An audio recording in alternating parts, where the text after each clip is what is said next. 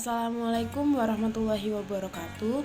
Nama saya Rizka Setianirum dengan NIM E07219026 yang akan menjelaskan mengenai tarekat Tijaniyah. Akan ada beberapa pembahasan, yaitu yang pertama adalah sejarah tarekat Tijaniyah, yang kedua tarekat Tijaniyah di Indonesia, yang ketiga ajaran tarekat Tijaniyah, dan yang keempat amalan serta ritual tarekat Tijaniyah. Masuk ke pembahasan yang pertama, yaitu sejarah tarekat Tijaniyah. Tijaniyah menjadi nama sebuah tarekat dari nama pendirinya, yaitu seorang sufi besar, Syekh Abu Al-Abbas Ahmad Ibnu Muhammad Ibnu Al-Mukhtar Al-Tijani. Beliau lahir di Ain Madi, Aljazair Selatan, dan meninggal di Fes, Maroko dalam usia 80 tahun. Garis keturunan Syekh Ahmad At-Tijani bersambung kepada Rasulullah SAW dari pihak ayahnya, yaitu Ahmad bin Muhammad. Kemudian sebelum diangkat menjadi wali besar, pada usia 31 tahun, Syekh Ahmad Tijani mulai mengamalkan ilmu-ilmu kesufian dan kewalian. Nah, sejak usia 46 tahun, ia menenggelamkan dirinya pada amalan-amalan wali. Ia mulai mengunjungi beberapa negara, seperti Mekah, Madinah, Mesir, Tunis, Maroko, Fes, dan Abi Samkum. Kunjungan kepada wali besar itu selain dalam rangka silaturahmi, juga mencari ilmu-ilmu kewalian secara lebih luas, sehingga ia berhasil mencapai derajat kewalian yang sangat tinggi. Nah, sebelum mengembangkan tarekatnya sendiri, Syekh Ahmad At-Tijani ini menemui beberapa wali kutub, di antaranya Sayyid Muhammad bin Hasan Al-Wanjali, seorang tokoh dari tarekat Al-Syadziliyah.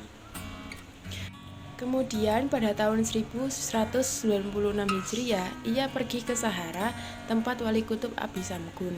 Di tempat inilah Syekh Ahmad Tijani mencapai Al-Fath Al-Akbar, atau terbukanya pintu martabat tertinggi dalam kewalian. Syekh Ahmad At-Tijani mencapai mukasyafah. Ia melihat Rasulullah secara yakzoh atau dalam keadaan sadar. Kemudian waktu itu Syekh Ahmad At-Tijani mendapatkan talqin atau pengajaran tentang wirid-wirid dari Rasulullah berupa istighfar 100 kali dan sholawat 100 kali, yang kemudian disempurnakan dengan bacaan surah Al-Ikhlas. Selanjutnya tarekat Tijaniyah di Indonesia.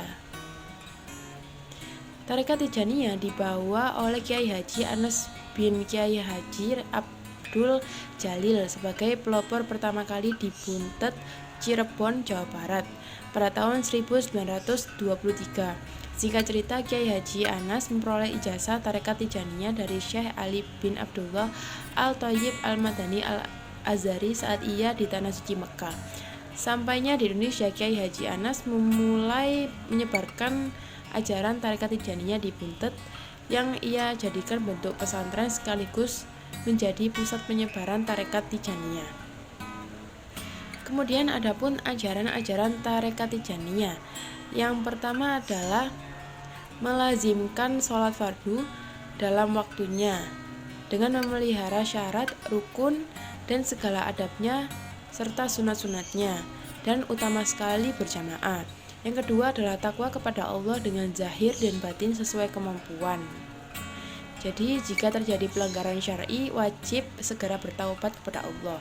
Yang ketiga, tidak ziarah untuk minta madad rohani, atau seperti minta didoakan kepada waliullah yang bukan dari Tijaniyah dan sahabat Rasulullah SAW, baik yang sudah mati maupun yang masih hidup.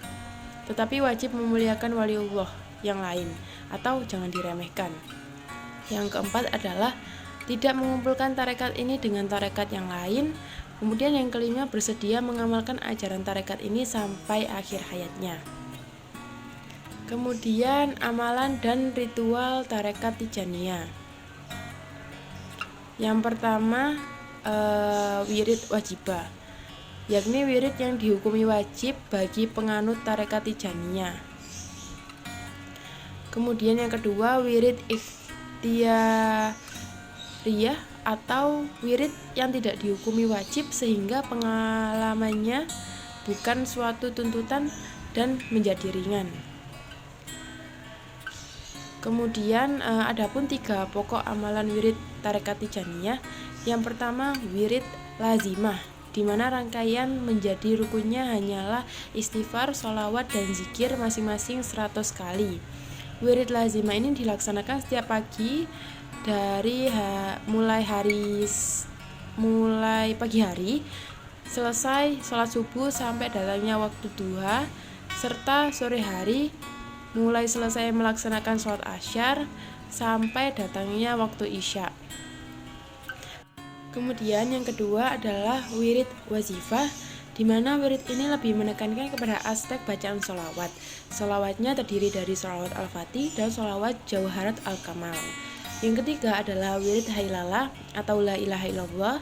Dalam wirid hailalah, penekanannya ditujukan terhadap amalan zikir, serta wirid ini dilaksanakan 1 kali dalam seminggu pada hari Jumat setelah sembahyang asar dengan cara membaca zikir la ilaha illallah secara berjamaah sampai datangnya waktu waktu maghrib. Pengalokasian waktu hailalah pada hari Jumat setelah sholat asar berkaitan dengan waktu mustajab. Nah, apabila wirid hailalah dilaksanakan munfarid atau sendirian karena ada halangan, maka harus dilaksanakan dengan ketentuan membaca zikir sebanyak 1600 kali atau minimal 1000 kali, dan tidak diharuskan sampai datangnya waktu maghrib. Sekian presentasi yang bisa saya sampaikan. Apabila ada kesalahan atau kurangnya kata dari saya mohon maaf. Wassalamualaikum warahmatullahi wabarakatuh.